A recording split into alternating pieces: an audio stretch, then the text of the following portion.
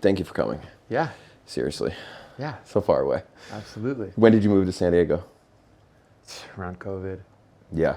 You just Yeah. kind of got out of town and were like, I needed to. That was a weird convergence of things for me for sure. LA I didn't do very well with LA. yeah. Yeah. What were some of the things that like, and you know, I can imagine because there are things that I don't necessarily do well with Yeah. here. So like, Yeah. what were some of the things that were rubbing you the wrong way? Aside from the fact that it was COVID and like, you know. Dude, I mean, I honestly, I've lived a lot of places at this point. Very nomadic, and I was in New York for about 5 years before, and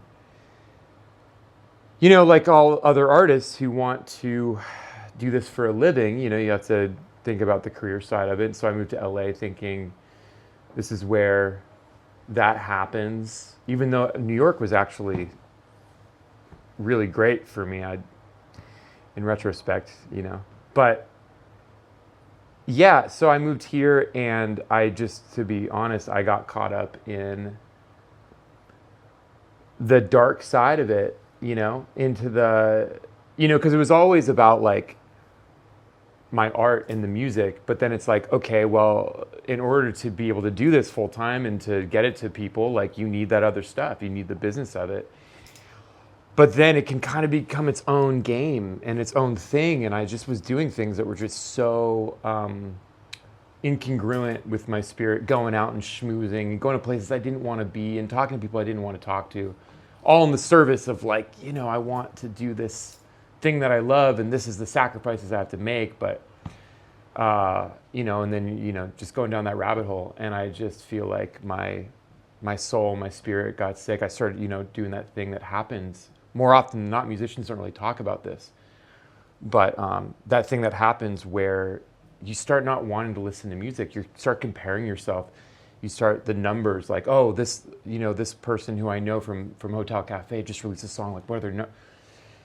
And it can happen to anyone, who's really concerned and really driven to make their dreams. You can get wrapped up in this, seeing yourself from outside of yourself, how other people are viewing you, and it's just, I think that's the killer of true authenticity and emotion and everything. And so, yeah, I got out when everyone else got sick. I was sick from my own shit. And Yeah. Do you think that affected in that time, having the A to B, A being now you're in probably a healthier environment, B being then, do you think that your creativity, your art, your songs, like what is the difference between, now and then?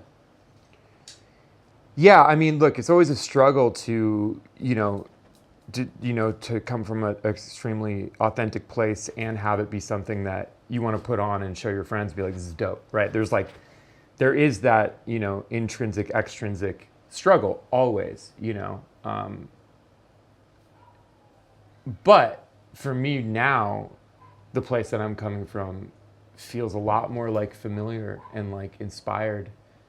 The stuff I'm writing about and the music that I'm making now. Honestly, it's coming from a lot more of a spiritual place, Yeah. Let me ask you this. Yeah. So, because I think this is an interesting concept that maybe a lot of people have experienced or gone through. Because I looked through a lot of the things that you've done, there was a bio on a website, and I was just reading through, and I was like, wow, I didn't know that you had licenses in these movies or shows, or that you had toured as much as you have with these different artists and all that stuff. Were you in LA during a bulk of that, or did you have some of those accomplishments while you were in LA? Not much actually happened for me in LA. One of those funny, again, kind of spiritual concepts of like the harder.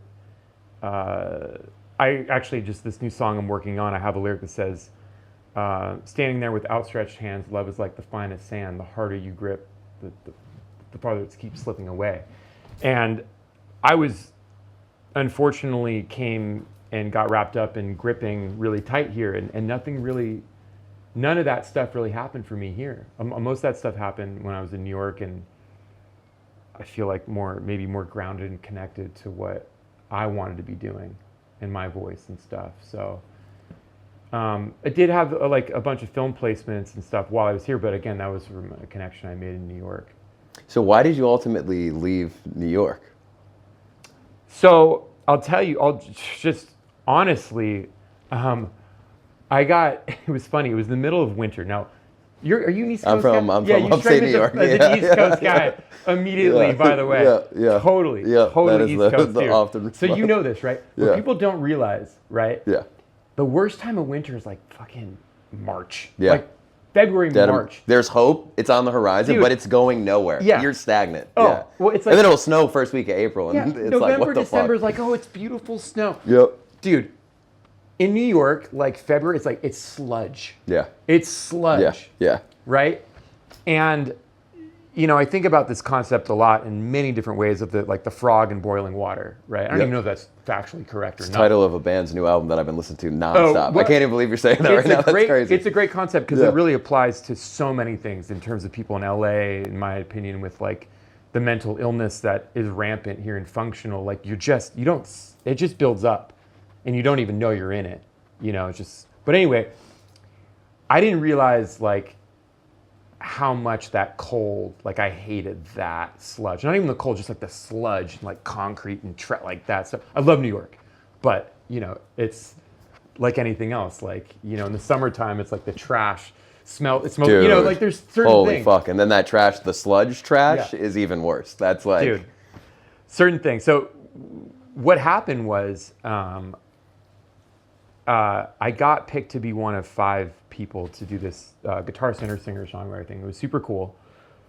Won a bunch of shit. Like, it was super cool. They flew us out here and like to compete or like to all of us play our songs at the Troubadour. It was like Don Was and Colby Cal. Like, it was a very cool thing.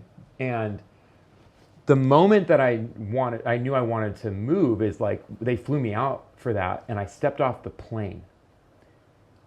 And it was March.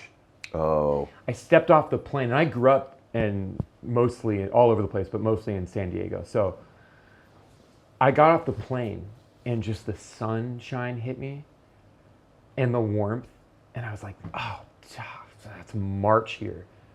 And just, I was like, in one of those weird seconds, I was like, I'm moving. For whatever reason, you know, and, you know, maybe it's where I needed to be to go through what I needed to do, you know, and maybe that's, you know, a sign that I needed to do that. But either way, it was like the sun got me. yeah. The warmth, Yeah. the light got Yeah. me. And that was the moment that was like, I need to move. Yeah, that's interesting then. Like, when you said LA, not a ton of things happened.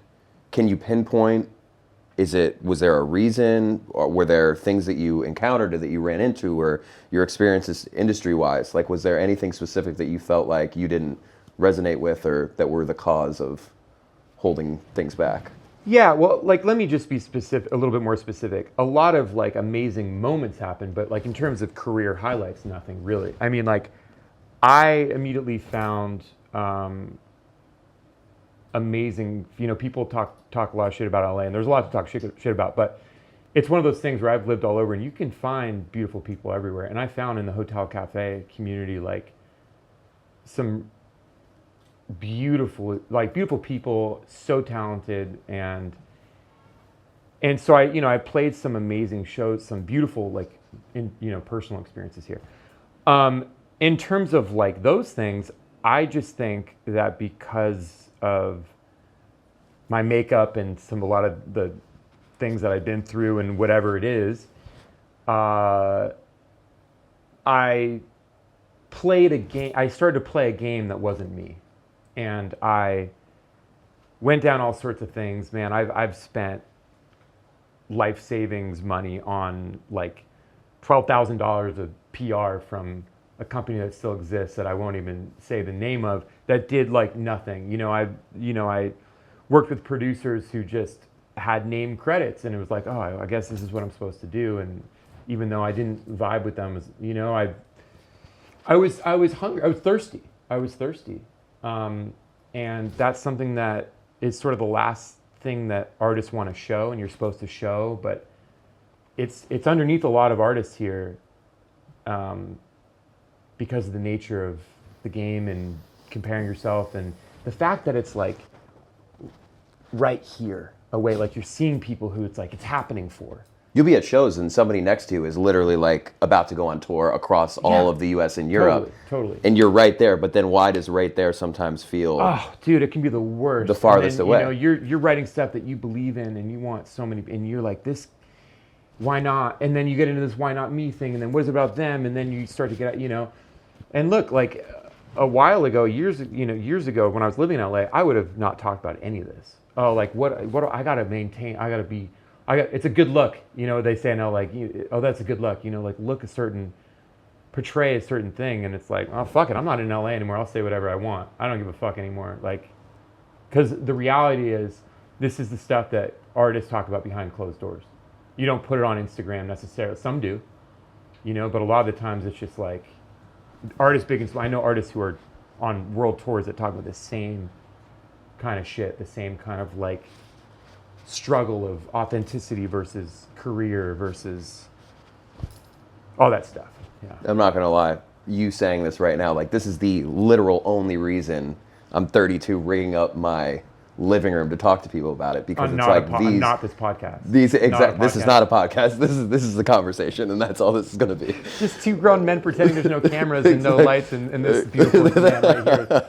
You know, exactly. That's what we're doing. But that's what's interesting is breaking down, like, let's be fucking real. Like, there's lights, there's, you know, I just drove up here, you know, like, and now we can talk and be real. Yeah. You know? But that's, I think, similarly, my biggest fear is that somebody wouldn't sit down and say the shit you're saying right now. And I don't know how to respond if we're not going to boil this to the fucking bone and be like, what makes you tick? What have you gone through? Because I think the most fascinating part to me about being around the people at Hotel Cafe for so long, so many artists, hundreds of conversations, people are now on tour. I opened up a Glastonbury live stream and Victoria Canal is sitting next to Chris Martin. I'm like, we did writer's block shows with her on Second Stage, like when we first started it. And I'm just noticing, okay, I've been here for a little bit, but what's most interesting is the people who have gone through it, spit out the other side and their experiences. Like, you talk to a kid in Kansas about what you have done, and he'd be like, this dude's a rock star. But then how come sometimes we go to sleep at night and we're like, this isn't enough. Like, I'm in this place mentally. I can't get out of it. Like, nothing, you know, ever feels like it's enough. And I'm like, leaving LA, do you feel like that? Or what's your headspace like currently? That's a great question. Yeah, first of all, I just want to address what you said. Yeah, man, like, I love these kind of conversations. I don't really have any other dial. Like, I just... You know, like I'm a certain kind of person and I vibe with people who are on that dial. So I'm happy to come and just, and do that. Look, I'm that kid in Kansas is looking at me and I'm the kid in Kansas looking at someone else. You know, I know literal rock stars. You know, he's looking at me like I'm a rock star. I know literal rock stars and they're not happy. Look, you know, Chris Cornell is a parable. He's a parable to me, like in a holy scripture of like, how could this happen, right? Like, there was, in my mind, there's literally no one who was more talented, more respected, better looking, front man, everything. Literally had it all. Made some of the best music, best singer, one of the best singers of all time, and was so unhappy that he took his life. You know, so it's that stuff is, you know.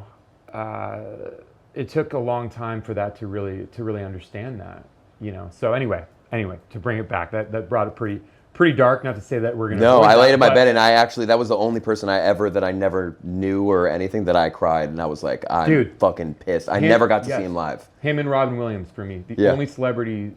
Yeah. That ever deaths. No, I listen to Chris Cornell every day, like repeat all of the shit, everything, songbook, like. And I had a chance in college to go see him in Providence, Rhode Island. I had to skip classes, do all that. I was like, gotta get my shit together. I'm not gonna do it. And it was, I think, one of the shows they recorded, and like songs are on that record. And I was like, fuck. Yeah. And to top it all off, I know I've met a lot of people that knew him very well. Everyone says he was the sweetest guy. Like had every opportunity to be a narcissistic ego, you know, whatever.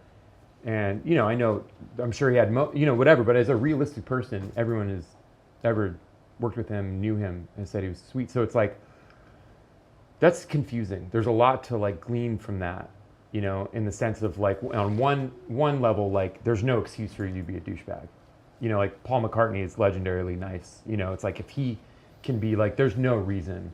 And then the other thing to glean, there's a lot, but then the other thing is like, yeah, so how is it that he, what about that? He had all the markings of everything that every person would ever want as a musician, as a person, as a man. And yet, so it's like, there must be something else here. So my headspace right now is, personally, I'm just kind of reformulating myself in a new way, as a human being, and as a musician. There's a lot of I don't knows. There's a lot of I don't want that's. I know that's what I don't want, and that's easier than like, okay, what do I want? I was about to ask you the next one because I've had the same experience. I know everything that I don't want to do right now, which is why I'm sitting here talking to you, because this is all that I want to do. This and live shows. I'm like, I know exactly now what I want. So what is the answer for you? What do I want? At least 3 boats. Like I was thinking 4, but like let's be like reasonable. 3 boats. No, man, I weirdly don't want for anything like that material, probably to my detriment. I'm such a minimalist, but there's been a dream that's always existed throughout. And the fact that it's still, everything I've been through, literally life and death shit, to continue doing this, what I'm doing, it's like, at the end of the day, it's really connection for me. Really, in a way, like my dream has always just been to be able to be creative for a living, just survive, and play live and have enough fans and to do that. Yeah. It's that simple for me. Yeah. There's people who've had careers like that, dream careers to me, like Ben Harper actually is like one of my all-time favorite artists, and actually his career, like that dude has done every genre and has done them so well, and has been able to do that and maintain enough of a fan base for playing live and doing what he does. So something like that. It was wild seeing him open for Harry Styles. Oh, that that's was so trip. cool. Yeah, I was heard like, about that. I was explaining to my girlfriend. She's like, "Who's Ben Harper?" And I'm like, "You have no idea. Like this guy is like the man.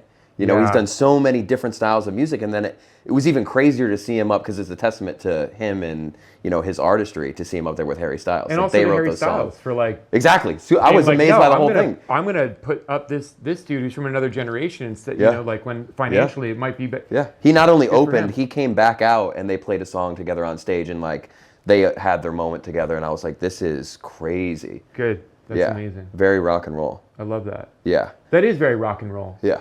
On both their parts, honestly. Yeah. That's very cool. 100%. Yeah. When you say, and you've made a couple comments about, LA and then life or death things that you've been through. I don't know how deep you want to go with everything, but I'm genuinely... You're going to have to turn me off. Like, I don't have a filter. There's something that I feel like, whether or not you're beating around the bush of anything, but like what you've specifically gone through that maybe, again, I feel like a ton of people go through the same shit, especially here. Yeah. Are there some of those things that you would Yeah, want to sure. talk about? I mean, look, again, there's the stuff that I wouldn't, like there's some details that I keep. Sure. But again, it's just funny because a few years ago, it's like, no, like I've been through hard times. No, man, like I've been through, the story of my depression gives most people with bad depression nightmares. Like the stuff that I've been through is hard. It's hard, man. I have been through every major treatment, every medication, anything that's available. Like when I was really young, when I was younger in my 20s, man, like ECT, if you don't know what that is, look that up. Did 24 sessions of that. That was hard. I've done all that stuff, and it's a little weird for me to say that in a place where many people, because there is still that judgment around it. But is there though? Is because I feel like there's probably thousands of people that would be like, I want to talk about this shit, but that wouldn't have the balls to be publicly out there in one way and then showing the inside. Yeah, yeah. I guess it's just some of the depths that I've been in is still, is something. Maybe there is. I don't fucking. I honestly, I have no idea about anything. Yeah, I mean, look, the point is that this year has been about like healing the stuff that I've needed to heal for a long time, and it's tough, but it's been very revealing, and it just feels right, even though it's some of the hardest stuff. I mean, I spent last year. I'm an intense person. I spent last year once a month going up to a cabin in the woods by myself and doing about 8 grams of mushrooms every month, once a Nice. month. I have a lot of friends who wish they came with you on that journey. Oh man, Yeah. it's like if the trauma, like, which is another word that I never used until recently, just I'm a head case about things, but yeah, like if trauma is like a broken bone, right, in your leg, and it's broken, and then my inclination was like, oh, I'm weak, I need to just be strong and build a muscle around it, right? And then you build a lot of muscle, and I built like this really strong muscle around this bone that was still broken, and then scar tissue and all this stuff, and then you operate on that muscle, and it gets you so far, and it looks like you're a fast runner, right? But it just, and then, if you just listen, if you just really can get into a place of listening, the mushrooms help take all that, show you, just take all those layers away momentarily for that day and show you what's there. And there's so much beauty under there too. So that's how it's able to do it. It's like, a spoonful of sugar. Like, I've had so many euphoric experiences, but it also showed me like, man, like there's some stuff that you've been running from your whole life. And look, like, no wonder your depression is a symptom. You're trying to fix that symptom, and it's like, get to the root cause. So, what I'm doing now is just trying to heal that thing, and to do it, do it on mushrooms. It's like boom, and then to go back to your real life where all those things are still happening, it's hard. So, Has that enhanced creativity in a way? Like, have you felt different, whether it's writing songs, or have you been able to tap maybe more things than you have in the past? Because your music isn't necessarily, it's kind of interesting hearing you talk about all this stuff, because I've seen you on stage, and it's like very soulful, hopeful, faithful almost, like guitar based. And then to hear this, it's like I almost feel like I'm listening to like Chris Cornell's sadder stuff, but I've never heard that. Yeah, no, I appreciate that. I mean, like I gravitate towards songs of hope. Like, yeah, like this is how it is, but like let's rebuild. So it is intrinsic in my music, for sure. The pain that I felt, but I've always just like,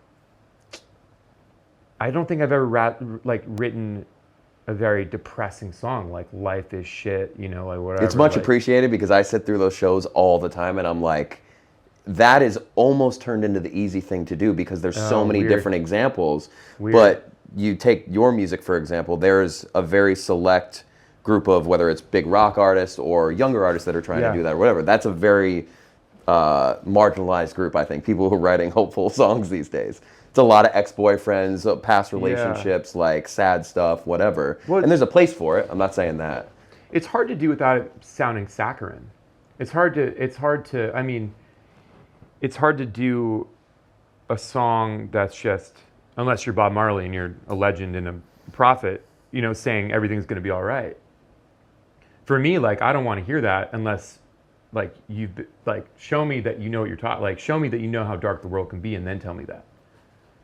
Yeah. And that's I get that vibe from Nathaniel Rateliff a lot. Yeah, I don't know yeah, how much you listen to him, but like Yeah. I did a deep dive on him, and he talks about his dad, losing his dad at a young age, alcoholism, like all these different things. Yeah. But then he's got songs like "Don't Worry," shit like that, And I'm like, it's almost like Robin Williams telling a joke, but then finding out he was the saddest guy in the room.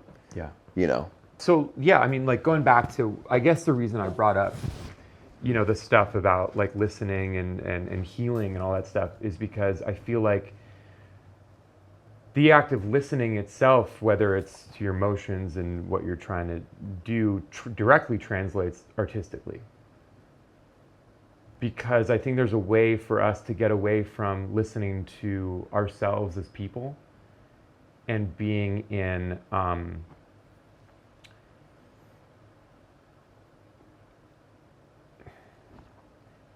like, I think we vibrated a certain frequency, a certain note, if you would. This is again analogous. I'm not trying to be Terrence Howard. Those podcasts were crazy. Boy, yeah. And I think you can play certain chords over that thing. I actually do this whole, I've done this before on stage, this whole demonstration of like playing a drone note and then all these things that fit on top of it. Anyway, I think there's a way for us as human beings to get away from ourselves and to have build up where you're not really hearing this authentic self anymore, and you're acting in certain ways that are, that's what we do. And that can happen with music, it's like, and I think that I'm trying my best, to listen again, listen to what really moves me. Because I feel like as a songwriter, like I can write songs that are catchy and poppy, and a lot of people would like them. And there's the appeal of that. And sometimes it's like when you're really trying to make a career happen and it's like, well, I need this thing. It's like, okay, I'm going to go with the song that seems to be the one that is going to make those things happen and write more songs like that. Like, God forbid, it's like this happens to people like with Instagram, TikTok, like they make something that goes viral and it was like a one-off thing. And they'll go and like, oh, now I'm viral, now I can do my art, and then they'll do that and like nothing happens, and then they're like, oh man, I missed the excitement and adulation of like people actually responding. And then they'll get stuck in a loop of like trying to repeat the thing that they did that one time, because they're kind of hooked on this other thing that's far from its other, like the real depth of, does that make sense? 100%. We were just talking about this, and I feel like you're literally in this moment, possibly right now, yourself. Like, I've been following you on social media forever. You posted just recently which I legitimately laughed out loud at you playing the guitar, the guy who's good at everything. No, and he plugs in the right. tennis racket. Yeah. And then that got, like 200,000 views, and people are still watching it and whatever. So then you have this now. And I'm not saying it's a crazy big following, but your following has increased and it's, things are going well. Do you have that thing in your mind where you're like, people really enjoy this part of me? And that shit feels good. It's like people laughed at that and that takes a weight off them for their day. And it's like they're enjoying you.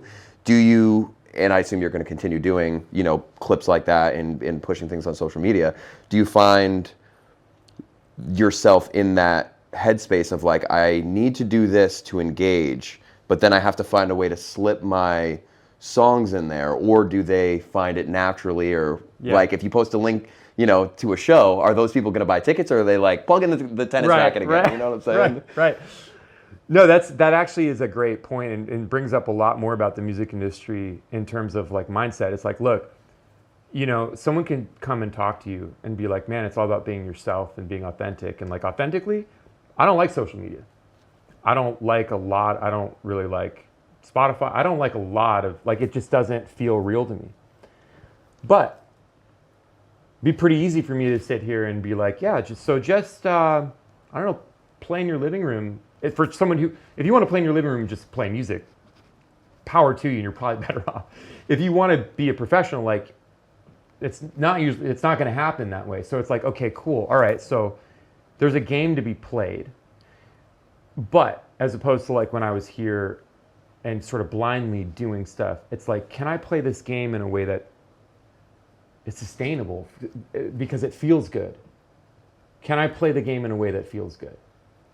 And currently, so like what I'm doing with that is like, I'm working with this, I'm viewing it much more as a game and not me. And it's fun to do videos that are not like so much like my soul, like just fuck off videos that are funny and whatever. And I'm also working with this guy named Aaron from this band Wilt, and he's done, like there's a certain formula almost. There's certain things that just go viral certain times, this amount of time. And I was doing all this stuff like everyone else does, where it's like, I'm just going to play my song.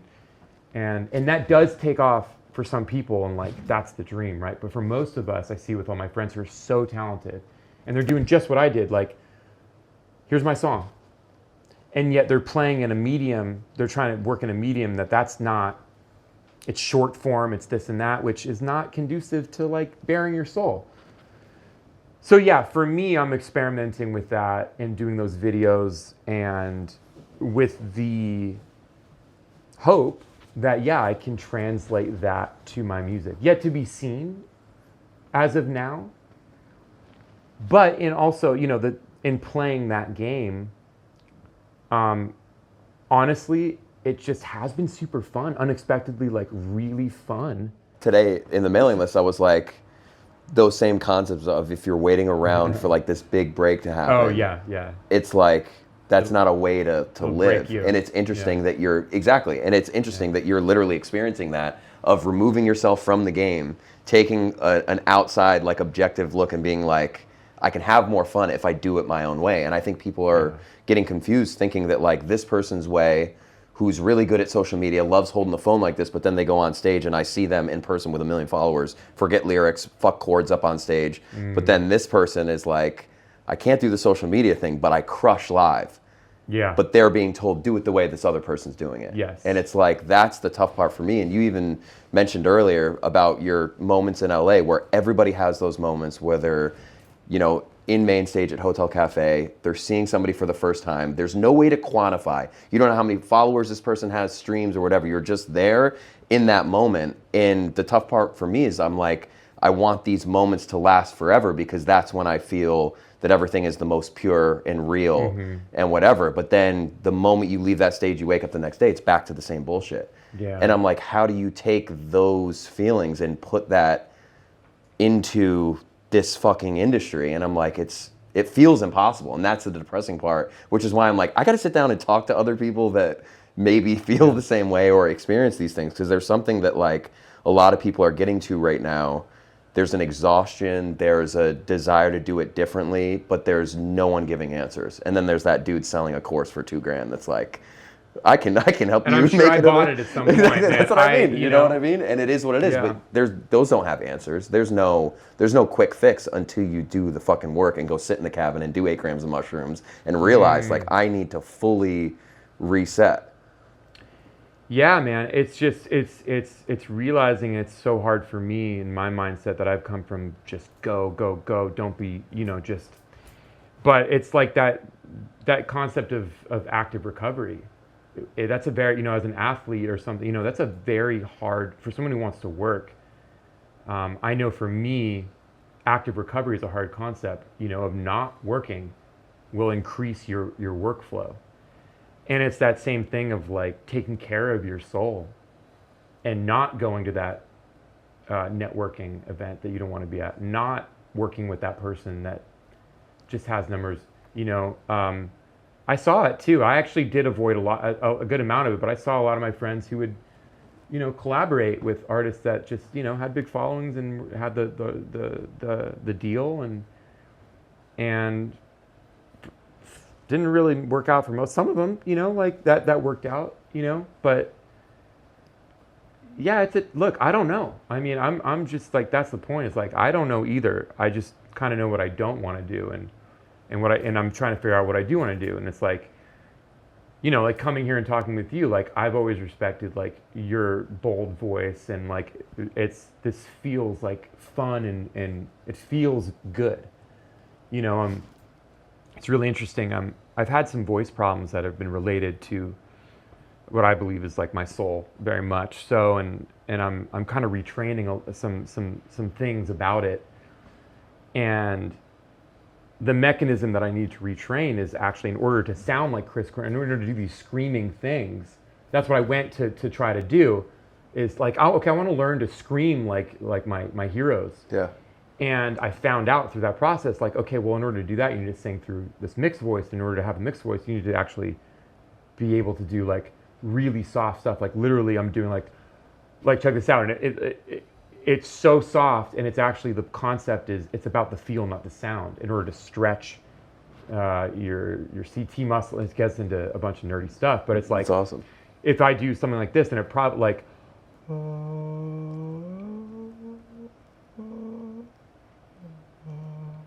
I'm doing that, right? Yeah. For me, that's like the worst thing ever, because it sounds like I'm not even making. It sounds terrible, but my my voice teacher right now, I've had a few amazing voice teachers. Shout out to my buddy Sterling in Florida. He's helped me with a lot. And then this guy named Timo Parker is helping with this other aspect. You need a lot of teachers, in my opinion, a few different teachers to get you there. But he's basically saying, like, you got to take out the air pressure and do this stuff and don't worry about how it sounds. How does it feel? Because I was doing a lot of stuff that was like, and I was getting the notes, but it's actually felt bad, and in turn was my chords rubbing together, all this stuff. So the point is that my new operating system is very much like, how does it feel first? How does it feel? And that, I think that applies to music and playing this game, because you do have to play it. Like, that's the thing. Like, you gotta play your version of it, man. Like, don't be the musician who's just sitting there like scoffing at other people who are trying and trying to do stuff and being like, oh, they're this or this, but then they're just miserable with all of their dignity intact, not playing, not trying, not going out, not talking to that woman who you want to talk to, not taking the chance that you want to take. It's easier to do that, but it's also hard to take those chances. And that's the tough part for me right now, is like, you do the shows for 6 or 7 years.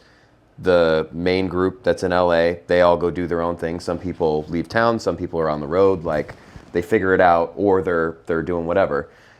And now there's the new crowd, and they're all hot with energy, hungry. It's like little rabbits are in there, and they're all talking. They're like, Lucas, tell me your, it's like summer camp. What do you want to do? Whatever. The new batch, yeah. Yeah, and I've always personally steered away from any sort of advice or whatever. I'm more wanting to have these conversations to like learn more and like be observant, because everyone is so different. Because there are people that want to go to that networking night and they thrive there, and maybe they're not even as talented, but they can make things happen. I've seen people who are just good at making relationships, and somehow they're the ones that got the $1 million deal, because then we'll put them on stage and I'm like, I'm disgusted, honestly. And it's just, I have been trying to like square peg round hole how this all even works together.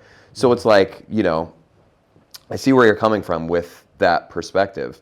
One of the other things, to just switch gears a little bit, that I was very curious to talk to you about, just your licenses in different movies or shows and the whole backstory, because there are so many people that want to get into that game, from sitting down and writing the right song to the business side of making all of that happen. Yeah. Can you just talk a little bit, whether it's your first license, the favorite place you ever saw a song of yours show up, and just how, it got there? Yeah, that's a funny thing, like everything else. Yeah, I mean, I had a song in Marvel's Deadpool. I've had songs in a bunch of Netflix stuff, Justified, and a bunch, like 30 or like a lot, and that's cool. But to be honest, like, the Deadpool thing was cool, but I didn't even like want to see. I got dragged. I'm just weird like that. I got dragged there. I was like, I don't know. I only care about those things in terms of, obviously, money, because I need that I do need that. So I'm not going to lie. Like, yes, that's cool. The money's cool. But honestly, I would say my favorite placement is not even Deadpool, even though that's the one that gets, oh, wow. It was Justified, because I was in New York and that song was in that show, and I was playing a show at Rockwood Music Hall, one of my favorite places I've ever played. That was like my home. That was my hotel cafe over there. And it was packed. It was like line out the door. And it was because a lot, like, I was playing in the subway all the time. I was playing in the subway for like 5 years, and I got like some fans from, like, I had built in good fan base there. But a lot of it was also because it was just in that show. And that's all I care about, is like any sort of like the fame or like just enough to like music. Like, is my music getting in front of people? Are they coming to shows? Am I moving them? So even though that was a bit of a smaller placement, although that show was pretty popular, like, it just, for some whatever reason, it was real. It was real to me. It was more real than... Is that only because you saw a direct connection and you got to see it? Yeah. Yeah. That's all I care about. Because you could tell anybody, like, hey, you want your song in the next Deadpool? And they'd probably be freaking out. So it's interesting for you to be like, not that. Yeah, I just don't. It's just I don't care about the resume. It's not something I would. I'm not avoidant of it. I'm proud of it. Like, but it's not something I would even brought up in conversation because unless like it's just operating from a place of like how there's a place for that, but it's weird for me to do it. And you were talking about like people in LA like who make connections and stuff. It's like there's a Steve Jobs and a Steve Wozniak. Like Steve Wozniak like is like credited as inventing the Apple computer, but like he wouldn't have gotten out of his garage and it wouldn't have gotten done without. So it's really tough. It's like that's why like having a manager, having someone to talk about, because I was my own manager and I was talking about myself in third person, and dude, I just think that's poison. I really do. And some people are better at it than others. I'm not good at it. Like I don't like that aspect, but it's important. Like those bullet points of I opened for this and I did this and I did that has its place for people who are in the business and care about that stuff, and I'm willing to do that, as much as I need to, I guess, but yeah. It's interesting. I was chatting with the door guy. Have you James? At Hotel Cafe? Yeah. Guy's a sweetheart. Yeah. So he and I Shout have out to gotten James. yeah, shout out to fucking James. He and I have gotten close over these last couple of years, and I'll be getting ready to leave, and I'm there for another hour just chatting with him. Yeah. And he was talking to me about his acting career this last Tuesday night, and starts telling me stories about eating Thanksgiving dinner Indian style with Sean Penn, and working with the dude who plays Gus on Breaking Bad. Mm-hmm. All these different crazy stories, and then he starts telling me, he just had a kid, he's got a wife now, and he's just having a really tough day. I'm like, why is your day tough? He's like, well, he's like, I cashed the biggest check I've ever gotten from acting. Starts off like that, after he says he's had a bad day. Yeah. And we start talking about it, and it's like a substantial amount of money that if any of us had right now, we'd be, at a strip club or whatever. And I'm like, well, how are you having a bad day? And we get to the point in the conversation where we realize, and I'm having my own like existential thoughts as he's talking. I'm like, fuck, like this is exactly where I'm at. Like I can't celebrate a single fucking win. And he starts talking about just how he just has gotten to the point where it's such an imposter type feeling where you feel like it's a fluke. The good thing happens and you just can't celebrate it with yourself. You don't know if it's going to happen again. You're getting older now. There's the pressure, and you're literally accomplishing your dreams as you're saying these things, but your dreams have changed since they were your dreams before. Mm-hmm. Time passes, you become hungrier, you're less satisfied. And I'm like, have you personally gotten to that point where you say have been on the road with this person, and when you were 18, now you're 25, you're on the road, that's not even the dream anymore. The dream is now these 5 other things. Like, do you find yourself in that headspace, or, how does that feel, I guess, on the artist side of things? Sure, yeah. Well, just to address what you were saying though, like, again, like all that stuff, I think about the Holy Saint, Chris Cornell. Like, it's the same thing. It's the same thing. How can you have these successes and still be miserable? It's like, I don't want to demonize successes. Like successes and getting money and playing, doing these things are awesome. That's not the enemy, but it's also, there's something else going on where an actor has these things going on, and Chris Cornell is the epitome of that. So that's what I think about. But yeah, man, I mean, look, because of my own stuff and in childhood stuff and whatever, like I've pain and all that stuff and depression makes you very rigid. It makes you very rigid. You live very small because a lot of things hurt around you. And in terms of changing, I was like, for a lot of complex reasons, I like set who I thought I needed to be in order to feel better, all these things. And I was just on that path, swimming in a river and not paying attention to the current at all. Just like, no. But that river, call it God, call it life, way fucking stronger than me. You know, that's for sure. I don't know about you. I don't know about, but it's. I've literally, so I spent 7 years learning that lesson Oh, of yeah. setting the exact image that you think you should be Yeah. based on fucking nothing Yeah. other than what's in your head. Or maybe you said it when you're like 15 and Yep. needed it to be, and then it's And like it can't that's- change. And you're young, so then it's like, I'm just going to put everything. And you think in your head, Yeah. you're like, if I just give every single dollar, every ounce of energy, Yeah. that there's no way it can't work out. Yeah. But then the thing starts to change, or that one thing doesn't work out. Yeah. And now you're like, fuck. Like, I went through that. Like, we had a huge recording studio. I was working with, like, I'm in the studio with Kesha, and I'm like fucking 25, and we're recording her vocals, doing the song, whatever. I'm like, this is sick, right? I think I'm like king of the world at that point. Yeah. And then COVID happens, or then two business partners have two kids, and they were older than I am, and I didn't factor that in when I'm 25 and they're 35, and they're together, and then they leave, and then we're like, okay, we have to pay back this SBA loan. We can't do productions because LA was shut down for 2 years. And all these crazy things happen, and I'm like, you know, and now a year out of that, I've had to restart. I've had to focus on everything. And I never sat down with myself. Not once that whole 7 years, I never sat down and said, what are the only things, if I was just to live my life doing, would I be truly happy doing? And it literally, the answers were sitting down and talking to artists and watching them play on stage. I love that. And that was it. And I'm like, I'm going to spend the next 5 years of my life trying to figure out how to just be in that 24/7. That's it. Dude, I'm really honored to be here and be a part of that for you. And you're the first one. And I appreciate you I'm driving honored. up I'm and doing really it. Yeah. honored. That's a very beautiful thing.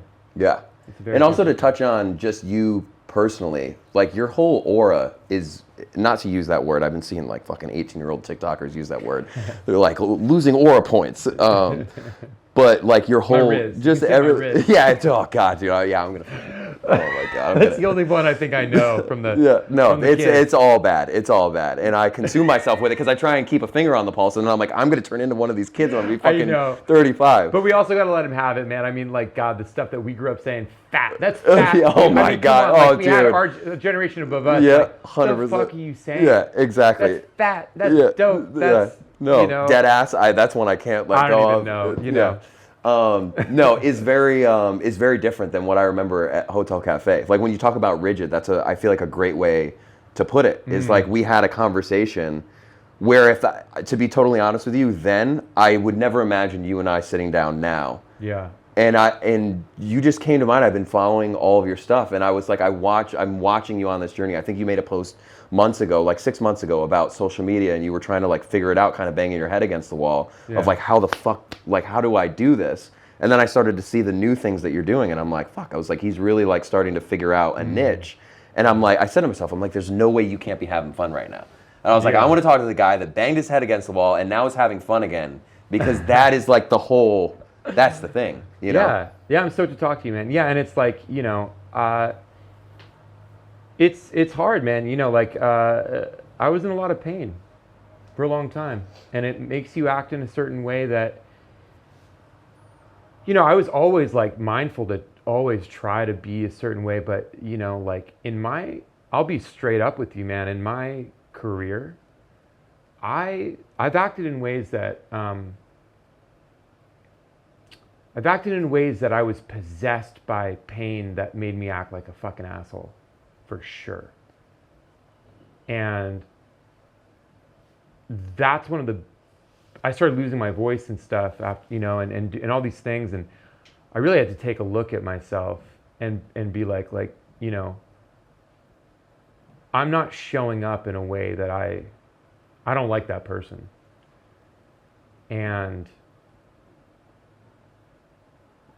it's a combination. Like, here's the thing, like, this industry is made up of sensitive people, and that's hard already. It's and then it's probably one of the hardest industries ever to try to do. And that pressure and feeling like you're always failing and you're always this and you're always that and you're never good enough, especially for me, man. Like, I set in my mind when I was like 17, 18, like, okay, so like, the enemy is ever thinking you're good. Straight up, like I would have told you that straight face. Like, don't ever think you're good, because then you'll be complacent. Because I want to be Jeff Buckley, and I'm here, and that's that. And like, that's sad, you know, because I'm still not where I want to be ever, and which I think is healthy. Like, there's a way to do that. Like, one of my good friends is actually Jeff Buckley's drummer, Matt Johnson, and he's one of the most beautiful people I know. And that dude practices drums. He's one of the, I mean, best drummers I've ever heard. And he's out there practicing to this day. And there's like, so there's a way to do this that looks similar. Like, it's funny, you know, like you can have someone who does this on, you know, going back to that analogy of like, they can do it on pure muscle. You know, they have a broken bone and they're doing it on pure muscle, but it's like failing, you know, and you see that a lot. You see that a lot with people that implode because they made it, and this thing of fame is filling this temporary wound, but it's just, it's not real. And then you see people who are like doing the same thing, maybe even at a higher level, same level, that are sweet and happy. And it's like, wait a minute, there's something going on here that I'm not seeing, because I was operating on fucking grit and muscle and everything was hurting. You know, I would get into situations like, I need to control this because I can't trust anyone to do a good job because I've been let down so much and I need to control. And the experience would be fucking awful. And the result would look good. Like, honestly, like I built enough muscle where like I could like go through the motions and be convincing. But I don't think it was ever as good as it could have been, you know? And so now I'm like, let's back off. Let's take a look. Let's lift everything out. Like, and it's destabilizing. It's scary as fuck. I spent the last year kind of hibernating and retuning and almost suspicious of all these old muscles that I built. Like, wait a minute, like what, you know, and taking them all out. And now, you know, I'm trying to take them back in. So there's no, you know, like, I don't remember that specific conversation, but I don't fucking doubt it for a second. You know, I was probably looking around the room. Who else is here? Who else do I need to talk to? The state of my anxiety, like your body, your, you know, hypervigilance, your nervous system, man, my nervous system was like in full, which is, you know. Was it just about, you know, trying to meet the right people and do the right thing and just being like kind of obsessed with, I got to do this, this, and this, because then I got to get here and here? Or was it just the general anxiety for just having to do all of it? Well, I mean, look, it started from my own spiritual, like my own pain, right? And that I would need so badly. You know, I really equated like filling this hole inside of me of that was in so much pain with like, oh, well, I'm just like on the road and like finally making music. You know, it was always a pure thing. It was never like, God, I just got to get famous and blah, blah, blah. And like, and have like for the, you know, it was always for me like, the reason I'm so like crushed and broken is because I'm not living the life that I'm meant to live. And there's a part of that for sure. But when you equate that as your answer, that you need something extrinsic, that you need something outside of yourself, you're going to be desperate for that. And in that desperation, there's people who are also doing that and will, you know, and say that that's the path. And so, yeah, man, I mean, at the end of the day, that's what I was operating on. Cool. To completely change gears. Yeah, sure. Just who you listen to, like regularly. I know it's Chris Cornell, but I'm curious both, you know, I talk to a lot of artists and get the most bizarre responses sometimes as far as you wake up every day. Are you listening to people that you're influenced by? Or are you keeping tabs on new music? Like, what is your daily listening kind of like? I'll give you the weirdest but most honest answer that again, this is a closed door thing. I'm not listening to anybody. I'm still working through a lot.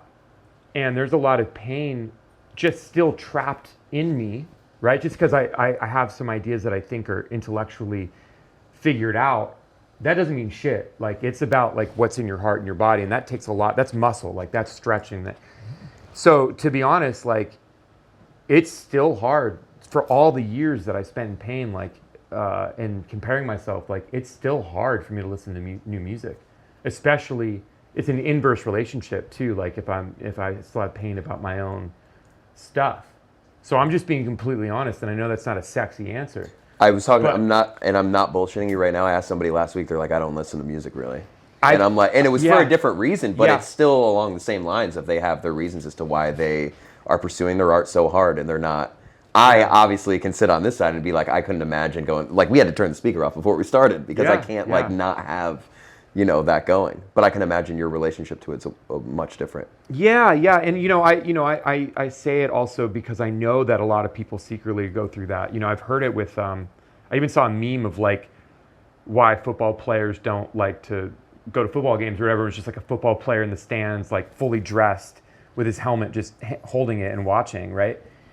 I know people that don't go to like I'm the same, some of the same way, and that's sad, and it's also I see exactly what that is. Like I'm most inspired when I'm being moved by other people.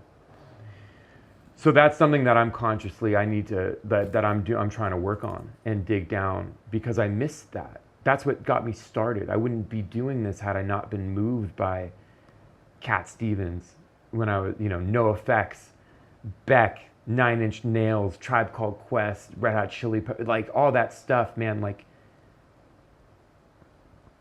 that's why, and and I know I'm missing out on a lot of new stuff. Like I'm not one of these people. It's like, oh, it used to just be the old stuff was better. Like there's a lot of new amazing stuff that I'm missing out on. So what I will say is besides that being a sad answer, I will say that I do feel like there is a process with artists of like taking in and putting out. And I know that like when I'm in my output mode, even if there's, like if I'm in a good place with my art and music and stuff, it's harder for like, it's hard. What happens is like if I'm recording a song and I'm listening to the mix, like I'm in mixing mode, all I will hear when I put on music, some of my favorite artists, is their mix and like what kind of snare, like, oh cool, I like the frequency of this kick drum. And so sometimes I like avoid listening to stuff that's like sacred in that realm because I don't want it to just be associated with the technical. But I also have noticed that, and this is a warning sign to other musicians who might be listening, because this is what I've been through, is if you find yourself constantly, this is so funny. I was seeing this woman, and it was not right, and I knew it wasn't right for many reasons, but one of the many things. I was showing her this stand-up comedy. It was on SNL. I forgot who was hosting. It was like Dave Chappelle. And she was constantly pointing out like what people were doing in the background. Like, oh, that person's wearing a funny hat. Like they were technical, like not seeing like what the fuck like what it was. Like the genius that was happening. It was the technical shit around. And that can happen with music where you're like, I'm listening to something, I'm like, oh, like I like this mix. I like where their vocals placed.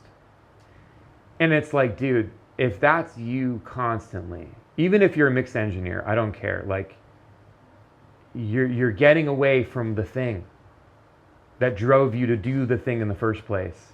And it's time to like maybe take a break or do whatever you need to do to come back to the heart, not the mind of it. Do you think that's what you're currently doing? Like it's an interesting concept, getting back to the heart and mind of all of it, but then at the same time, it's like you could be leaving here today and be set up to go shoot another one of the reels that you're making, which are very fun, comedy-based, whatever. Yeah. So do you find it at all difficult to tie the two together, given that they're both equal parts of the game?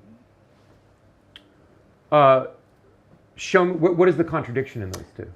In terms of getting too close to, say, the music, right? You say somebody who's listening to a vocal that's placed a certain place or whatever, they're not actually listening to the song. And Yeah. in my eyes, that means they're not as close to, say, the art. Yeah. In a way, or they're trying to get close to it a little bit differently. Right. But then you have to go create content, do things that are natural to you. That's a whole different thing outside of the music. One could say that in doing or having to do that, it takes you away from the art stuff. Oh, like, I have see. you found the the unity between being yourself on social media, doing funny things that are engaging to people, but also still being so passionate about your art.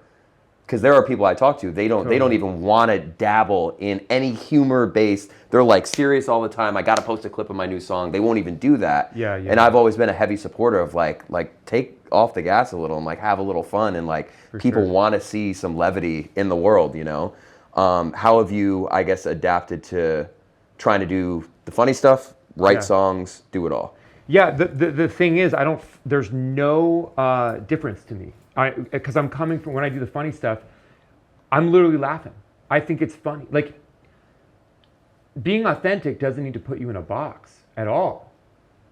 You know, like I authentically love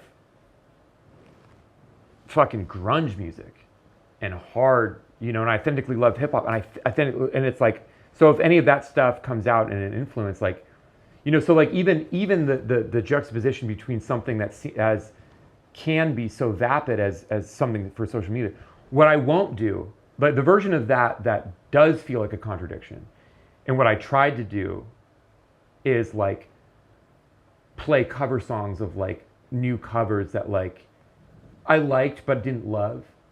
Like, I won't do things that don't feel good like that, you know? So for me to like talk about the depths of despair and depression and healing, and then go and make a stupid, you know, video. I always call them stupid. The stupider, the dumber it is, the funnier it is to me. So to like make some dumb video about like playing air guitar on a tennis racket, it's all in the same universe to me, because it all feels like me, and it feels good.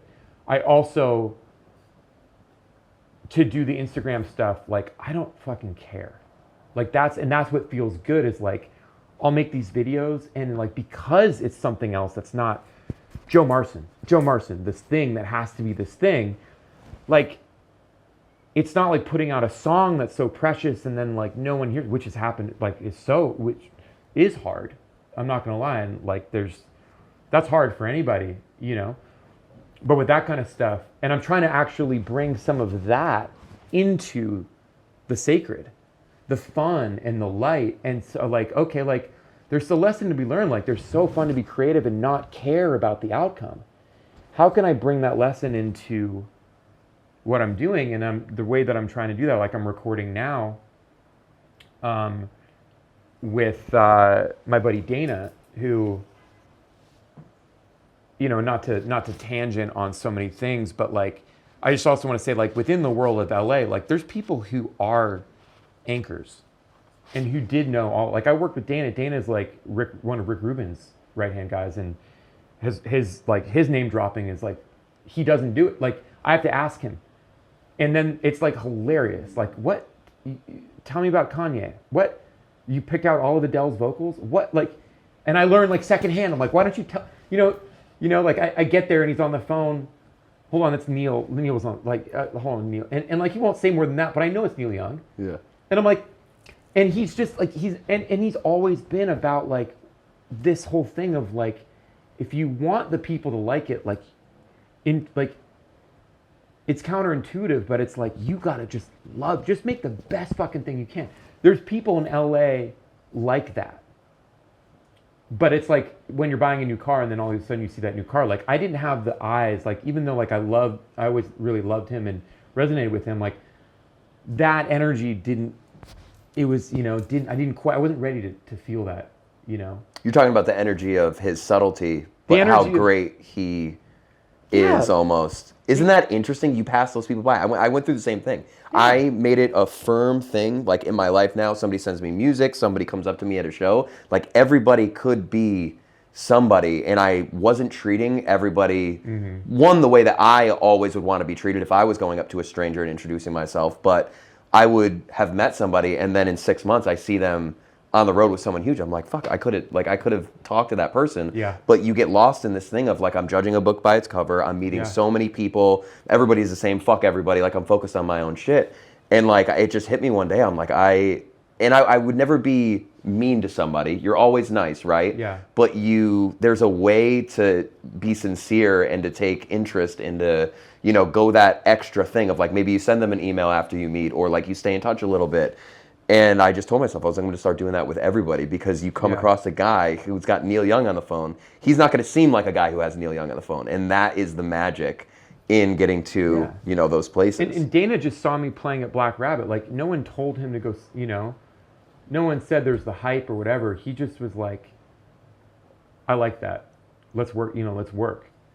And, I just want to say for you, man, it's like, I love your mindset, and it's very difficult what you're doing, because I get what you're seeing. It's like why a lot of sound guys are so bitter, and like, you're seeing a lot of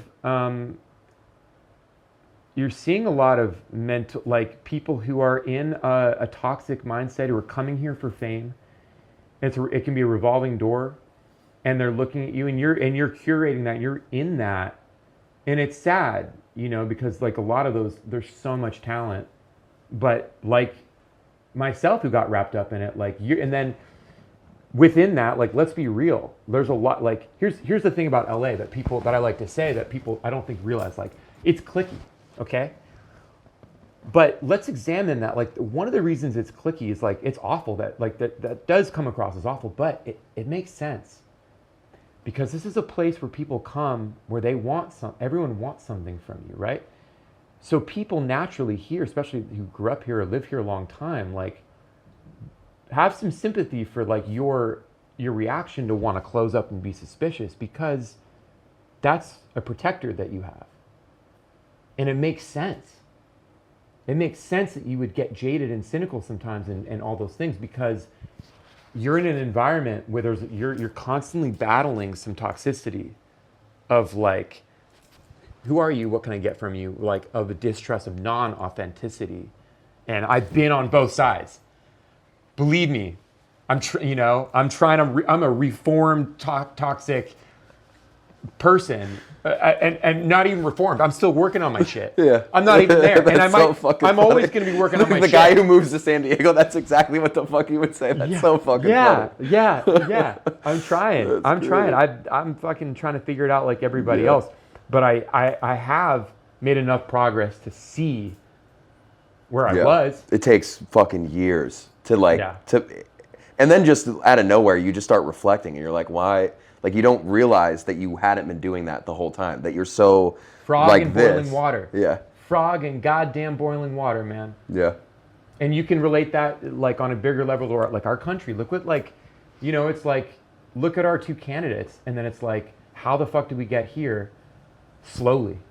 Exactly. And like incrementally. Never hitting the brakes on anything to take like a step back and look at the outside of things and make changes and do all that stuff. One thing that I just personally related to, and I actually never thought about it this way, is like writer's block was something that I had done. You had played that show.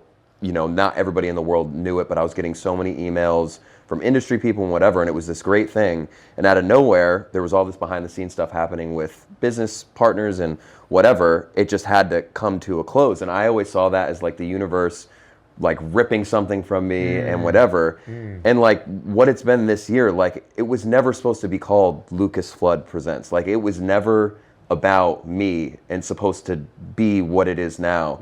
And it's like, I just, you slap a name on it to keep going. And it's like, I don't know. I don't know what I'm trying to say, to be honest. It's nice to be getting back to a point of like hearing you say these things. And it's like, I'm starting to find, I guess, my purpose. And I initially saw this negative thing or this thing as negative, basically. I even call it a negative thing. That's what I mean. I haven't trained my brain to say like that was a positive thing, and like see these things that go down the path itself is just with, I don't know. I don't know where I'm going with that thought. I loved it. Yeah. I loved it. It didn't have to go anywhere. Yeah. I don't know. That's where it went. Yeah. But yeah, I mean, dude, to your point, like, I've had a lot of those too. Yeah. And you always, like, it's funny. They're like platitudes. Like our whole life, I'm not going to say any, I didn't make this up, and we've heard it a million times. Like one door closes, another opens. when you're not ready to hear it, you're like, okay, that's like some fucking Zen phrase. Yep. But when it gets real for you, you're like, oh wait, that's been around. And then you start to wonder, like, what else has been around? Right in front of me. Yeah. And then it's that new car thing. Then all of a sudden you're seeing people who are authentic. You're seeing another wavelength. You know? Knowing that now, do you think you could ever or would have any desire to come back here and start doing those things but in a different way? Or do you feel as though that wouldn't be the right decision? To be honest, there's nothing about this place that's attractive to me. I've lived in most of the major cities in the U.S. I've had the opportunity to travel the world and see a lot of cities. I'm just over cities, man. There's two things, like funny jokes about getting older. One, you start really appreciating World War II. And that's a Shane Gillis joke about like, I feel like, yeah, as you get older, you start to get more conservative because and the first sign is you start talking about World War II a lot. And also like, wanting to be in nature more. So honestly, dude, like, I don't know. San Diego is not, I have a lot of like, I've made some of the best friends. I have this tribe of friends there that just have helped me realize this stuff. I didn't get hurt in the ways that I did as a kid on my own. And I can't heal on my own. And I have found amazing tribe there, and then I have family there. And that's the only thing that really keeps me there. I mean, so it would take something extraordinary to make me move to LA, some sort of opportunity that felt great.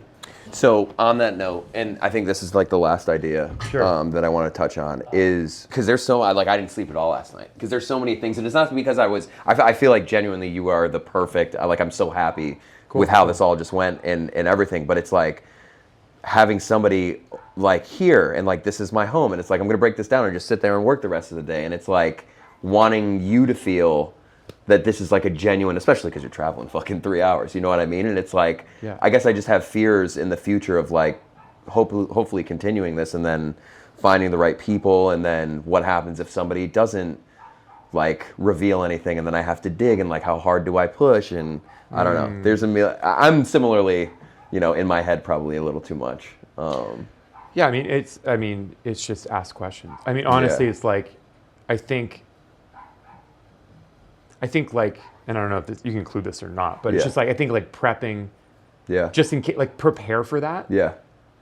But be ready for it to just flow. I mean, it's the best when it just flows. Like just, in any, like really what chemistry is between a man and woman, men and men, like people and people, is you say something that inspires me to say something that inspires you to say something, and then you're in this thing. Yeah. But you never know. Exactly, I know. And I have the list that I'm making, I'm like going through everyone's stuff, and I'm like, okay, so they like have these thoughts about things or whatever, because and it's not even about, social things or politics or anything like that. I'm looking for like, are you inspiring? Because to like sit here for me, I'm going to ask better questions and dig deeper if you are inspiring me right now. And just, again, to your testament, it's like those things that you've been through inspire me in general. You know what I mean? Like going through, and that's every artist. Like they all look at what it was to be in LA, and the people who left I feel like have the most to talk about. People who are in and out of deals. You probably have so many friends that have gone through like the industry wheel and now we're out on the other side, and then they look in the mirror and they're like, I still want to write songs. And then it's like, now what? Like I got the thing that I thought I wanted. Most of them are. Exactly. That's the most of the music. The most of them are. Yeah. Most, like, I just know the most talented. Cheers here real quick. Yeah, cheers, man. Cheers. It's great. Yeah, but the same thing for me is like, I'm inspired to talk to you because, I see what the things that you write and your presence, and you're very bold and you just say what you say. And it was like, okay, cool. Like, that's someone I want to talk to. Like, I'm not going to drive 3 hours up here to like, just like, I don't even care. I don't know who's going to see this. I'm hoping one person will see it, at least, that will feel like something that you and I have said adds, like, has helped them. Like, I literally... That was my exact thought. I was like, Yeah. if one person comments on anything, Yeah. and I find a way to just keep doing this and spend my days doing this shit, I'm like, that's all that, I mean, if you can't find happiness in that, you're not going to be happy when the $1 million check comes. And that's my biggest mindset with music too, is like, actually, you know what, to be fair to myself, like, I'm not trying to paint myself as like, I had a lot of, with a bunch of the toxicity, there's still like a pure love and you know, I'm not ashamed of who I was as a person, just a bit ashamed of the when I became this Joe Marson, this thing that was, you know, and how I would act. But that was, you know, not most of the time. Most of the time I'm, you know, but what I will say is, even as a performer, like, it all came from an authentic, when I was up on stage, then and now, it comes from like a real place. But there were times, definitely, in, you know, when you play enough, you're going to play shows where the audience just isn't giving back. But I always knew how to just to focus in on like those 5 people right there who were nodding their head. And I would just play to them, and that would be okay. You know, it's obviously better, like, I've played shows that were all of that, you know, and singing my songs, and you can hear a pin drop. I mean, that's the best, right? That's what we all want. But I think that being able to focus on, like, that same mindset, like, I'm totally cool to play for a few people, and I'm playing just like I've played in front of thousands and thousands of people, but I'll play, you know, like, just to connect.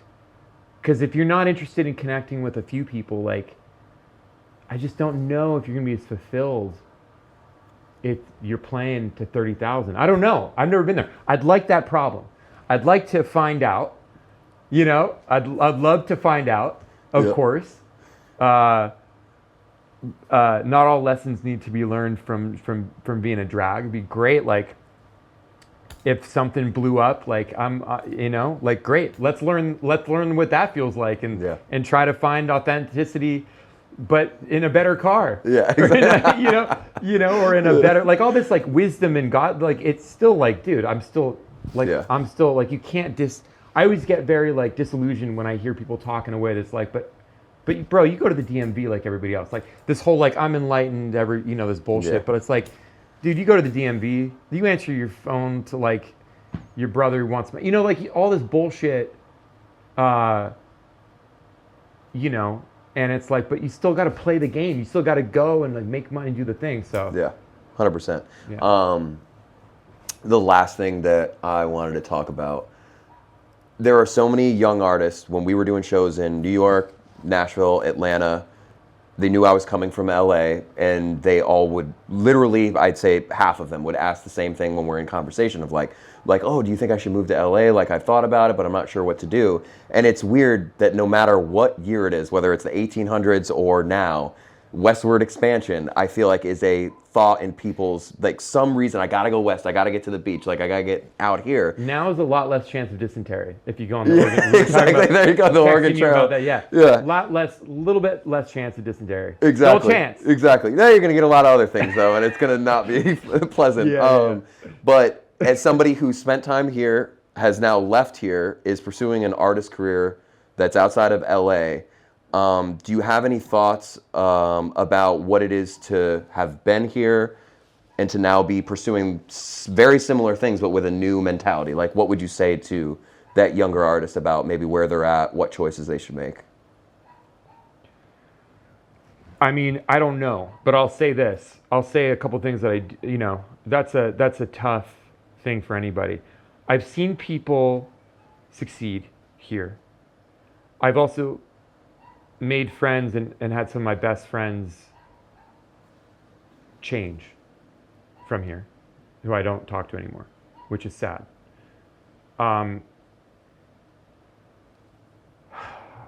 I think more than ever, you don't need to move here.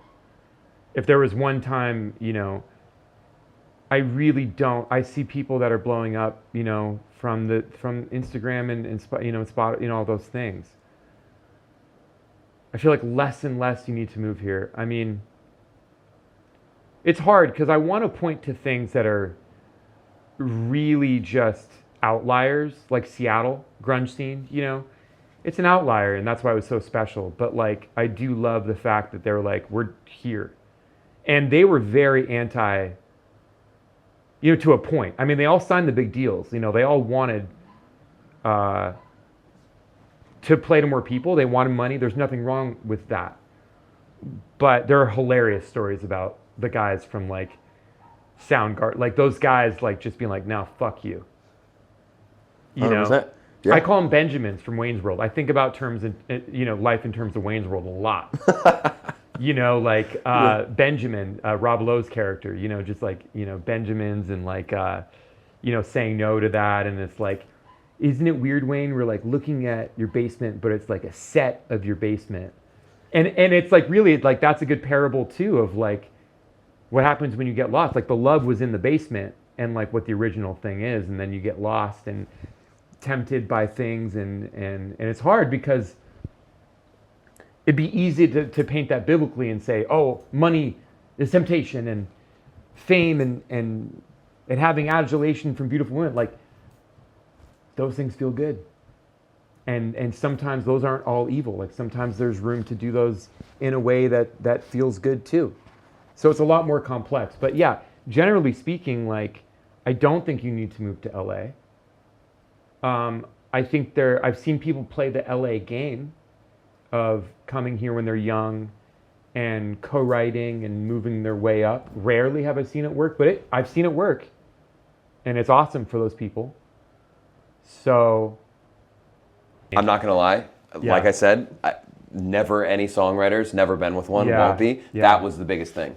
I was like, I Yeah. can't sit here standing on business in this fucking mailing list talking about music and art or whatever and then have a girlfriend who gets on stage and just clears a room out because Yeah. she's so bad. you better be Bonnie It was Raitt. like, literally, no, literally. And I'm like, Maybe and even Bonnie then though, Raitt, even actually Bonnie even Raitt, then I though, would- it's like I talk to you guys all the time, like everyone's a little bit crazy. And I'm like, that sometimes in a relationship is a little tough. Like I want to come home and like not have the fear of like if I say something it's going to turn into a song and then hear that for the next fucking 2 years and I'm like, oh my God.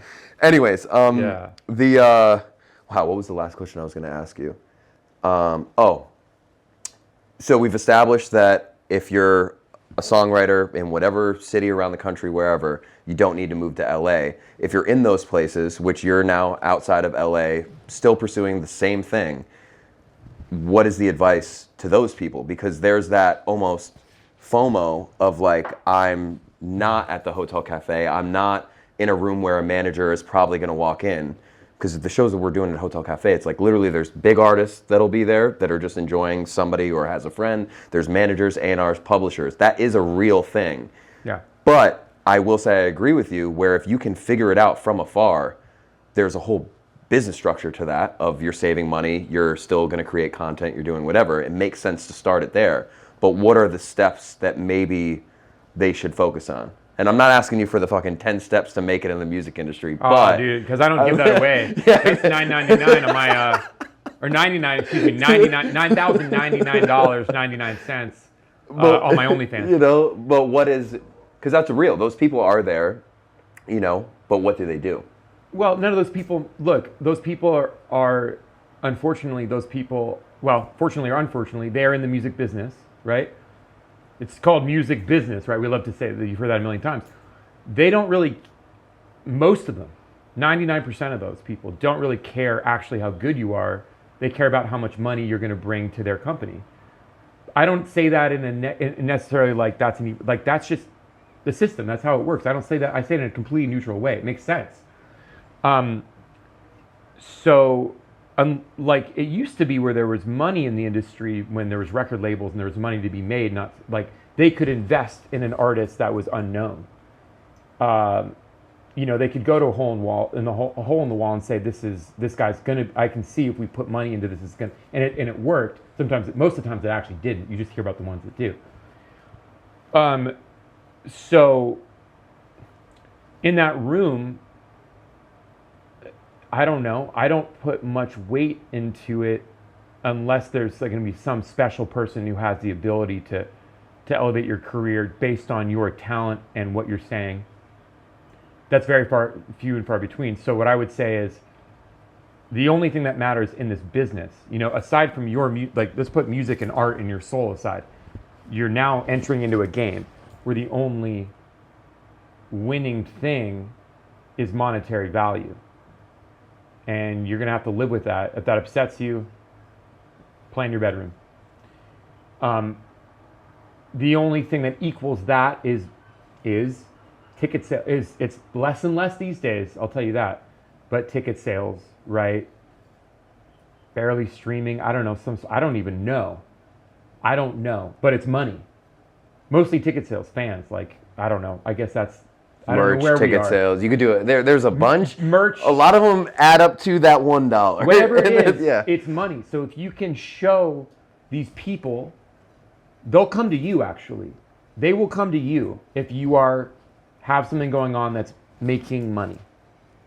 Or has a lot of people interested in very obvious ability to make money.